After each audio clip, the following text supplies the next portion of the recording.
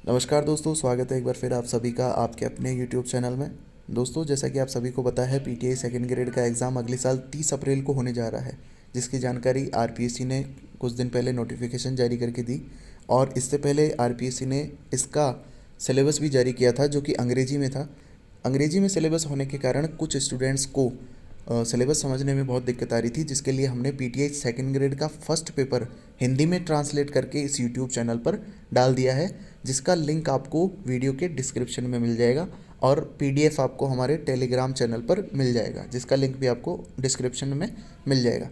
ठीक है, तो शुरू करते हैं पीटीआई सेकंड ग्रेड के सेकंड पेपर सिलेबस के बारे में। ठीक है, सेकंड पेपर में आपके कुल 130 प्रश्न पूछे जाएंगे, जो कि 260 अंकों के होंगे।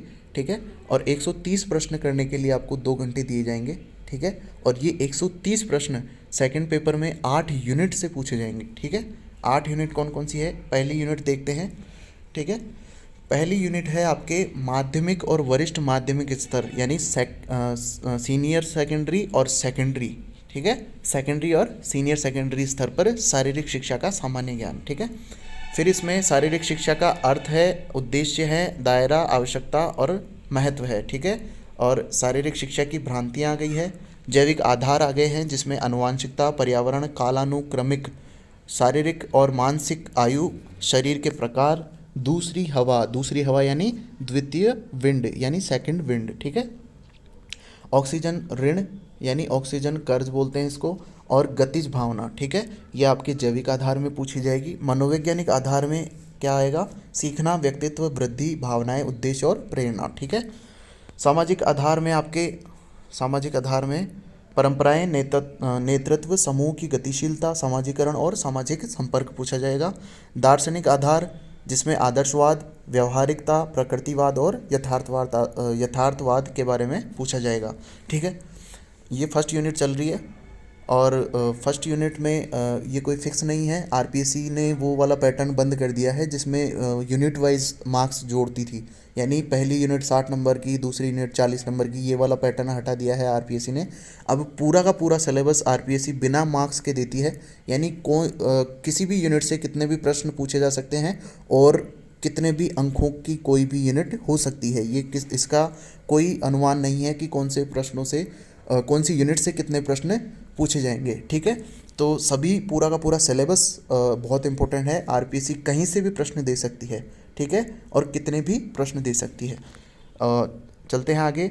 शारीरिक स्वास्थ्य, जिसमें आपको वार्म अप, ठीक है, लिम्बरिंग डाउन यानी कूल डाउन बोलते हैं इसको, एरोबिक और अनएरोबिक गतिविधियाँ, कैलेस्थेनिक और लयबद्ध व्यायाम। ठीक है, अगला टॉपिक है इसमें फर्स्ट यूनिट में, शरीर के निम्नलिखित हिस्सों के विकास के लिए व्यायाम कार्यक्रम, जिसमें आपको कौन कौन से निम्नलिखित हिस्से दिए गए हैं पर्टिकुलर, छाती, पेट, पीठ, गर्दन, बाह, कंधे, जांग और जबड़ा। अगला टॉपिक है शारीरिक और स्वास्थ्य संबंधी फिटनेस। और अगला टॉपिक है इसके बाद खेल और खेल सांस्कृतिक विरासत के रूप में। ठीक है, और फिर आ जाती है किन्सियोलॉजी, जिसमें आपको किन्सियोलॉजी का इतिहास, उद्देश्य और भूमिका बतानी है। फिर गति का नियम आ जाता है किन्सियोलॉजी में, लिवर, बल, गुरुत्वाकर्षण केंद्र, संतुलन और खेल के साथ उनका संबंध बताना होता है। ठीक है, इसके बाद में सामान्य आसनीय विचलन विकृतियाँ यानी पोस्चर्स आ जाते हैं। फिर पुनर्वास में चिकित्सकीय तौर तरीके आ जाते हैं। खेल मालिश आ जाती है, जिसमें आपको खेल मालिश के इतिहास के बारे में, दृष्टिकोण, प्रभाव और मालिश के जोड़ तोड़ के प्रकार बताने हैं। सामान्य खेल चोटों के लिए रोकथाम और प्राथमिक चिकित्सा बतानी है। यहाँ तक आपकी पहली यूनिट कंप्लीट हो जाती है। सेकेंड यूनिट में आपसे क्या पूछा जाएगा, खेल शारीरिक शिक्षा। ये देखिए, खेल शारीरिक शिक्षा और इसके समसामयिक मामलों का सामान्य ज्ञान आपसे इसमें पूछा जाएगा। ठीक है, अब इसमें खेल में कौन कौन से खेल हैं, एथलेटिक्स है, बास्केटबॉल है, बैडमिंटन है, शतरंज है, क्रिकेट है, फुटबॉल है, जिम्नास्टिक है, हैंडबॉल है, hockey, judo, kabaddi, kho kho, tennis, तैराकी, टेबल टेनिस, वॉलीबॉल और कुश्ती। इन सभी के बारे में आपको जानकारी होनी चाहिए। ठीक है, और ये सेकंड जो टॉपिक है इसमें सेकंड यूनिट में, उपरोक्त खेलों का इतिहास। इसमें आपको क्या क्या पूछेंगे, ये जितने भी ऊपर खेल दिए हुए हैं उनका इतिहास पूछ सकता है। खेल के नवीनतम सामान्य नियम, इनके नियम पूछे जा सकते हैं। खेल के मैदानों का मापन और उपरोक्त खेल के खेल उपकरण के विनिर्देश, यानी आपको इन खेलों की पूरी जानकारी होनी चाहिए, ये मतलब है इन सभी टॉपिक्स का। ठीक है, इसमें देखिए खेल का उचित खेल गियर, ये सारे मतलब इन खेलों के बारे में आपको पूरी की पूरी जानकारी होनी चाहिए। अब नीचे आता है महत्वपूर्ण टूर्नामेंट और स्थान, यानी टूर्नामेंट भी सेकंड यूनिट में आ जाते हैं। और खेल व्यक्तित्व आपके इसी में आ जाएंगे। खेलों से संबंधित जो भी व्यक्तित्व हैं वो सारे आपको पता होने चाहिए। खेल पुरस्कार आपको इसी यूनिट में मिलेंगे। और खेल संघ और संघ, यानी खेल के जितने भी संघ हैं उनके बारे में भी आपको पता होना चाहिए, जितनी भी कमेटीज़ बनी हुई है, संस्थानें बनी हुई है। ठीक है, आधुनिक ओलंपिक खेल, यानी आधुनिक ओलंपिक खेल जो कि 1896 से शुरू हुए थे, वहाँ से लेके जो अभी टोक्यो में हुए थे वहाँ तक आपको पता होना चाहिए, और आगे कहाँ कहाँ होंगे उनके बारे में आपको पता होना चाहिए। ठीक है, ओलंपिक की शुरुआत कैसे हुई, ओलंपियाड, उद्देश्य, आदर्श वाक्य, ओलंपिक चार्टर, ये सारे के सारे ये जितने भी टॉपिक आप इसमें दिए हुए हैं ये आप सभी को पढ़ने होंगे। ठीक है, आगे देखते हैं। थर्ड यूनिट यहाँ से स्टार्ट हो जाती है, जिसमें शारीरिक शिक्षा के सिद्धांत, परिभाषाएं और इतिहास आ जाता है। ठीक है, जिसमें आपके ये टॉपिक दिए हुए हैं, शारीरिक शिक्षा की परिभाषाएं, सिद्धांत, ग्रीस और अन्य देशों के शहर राज्यों में शारीरिक शिक्षा, इसके बारे में आपको बताना है। प्राचीन भारत में शारीरिक शिक्षा, इसके बारे में आपको बताना है, जिसमें वैदिक काल, महाकाव्य काल और मध्यकाल आ जाता है। और अगला टॉपिक देखिए, भारत में आधुनिक शारीरिक शिक्षा का सर्वेक्षण, यानी आधुनिक शारीरिक शिक्षा के बारे में भी आपको पता होना चाहिए। नेताओं और निम्नलिखित आंदोलनों द्वारा शारीरिक शिक्षा के विकास में योगदान, जिसमें नेता कौन कौन से दे रखे हैं ये देखिए। एक तो क्यूबर्टिन दिया हुआ है, जॉन बेसड़ो दिया हुआ है, और गट्समत दिया हुआ है, एच.सी. बक दिया हुआ है, जी.डी. सोंदी दिया हुआ है, और डॉक्टर पी.एम. जोसेफ दिया हुआ है। ये जितने भी हैं, करण सिंह, अजमेर सिंह, इन सब के बारे में आपको पता होना चाहिए। आंदोलनों के बारे में आपको पता होना चाहिए, कौन सा आंदोलन कब शुरू हुआ, कहाँ किसने शुरू किया। टर्नवेरिन आंदोलन है, देखिए स्पार्टा वाला आंदोलन, YMCA आ गया, अखाड़े आ गए, ये सब आपको पता होना चाहिए। तीसरी यूनिट में सारे हैं। ठीक है, अगली जो यूनिट है वो आपके साइकोलॉजी से संबंधित है, जिसमें आपके मनोविज्ञान पूछी जाएगी और स्पोर्ट्स साइकोलॉजी पूछी जाएगी। ठीक है, जिसमें आपको ये टॉपिक देखने हैं। अर्थ बताना है मनोविज्ञान का, और प्रकृति, शाखाएं, कार्य क्षेत्र।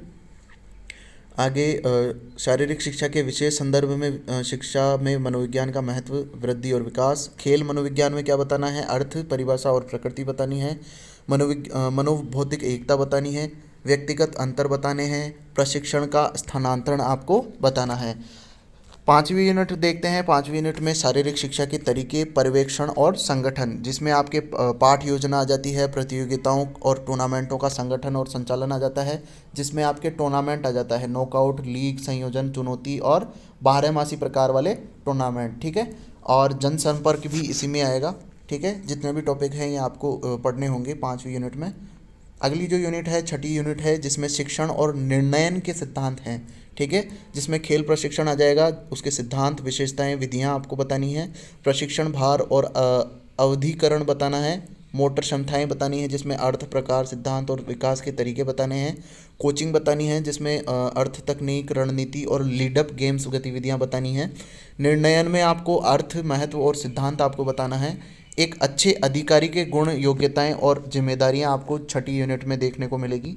ठीक है, सातवीं यूनिट जो कि बहुत इंपॉर्टेंट यूनिट है, RPSC इससे बहुत ज़्यादा प्रश्न उठाती हैं, जिसका जो शरीर रचना विज्ञान है, इसके कार्य और स्वास्थ्य शिक्षा आपको इसमें पढ़ना पड़ेगा, जिसमें एनाटॉमी आ गया है, हड्डियाँ और जोड़ आ गए हैं, मांसपेशियाँ आ गई है, व्यायाम, फिजियोलॉजी आ गया है।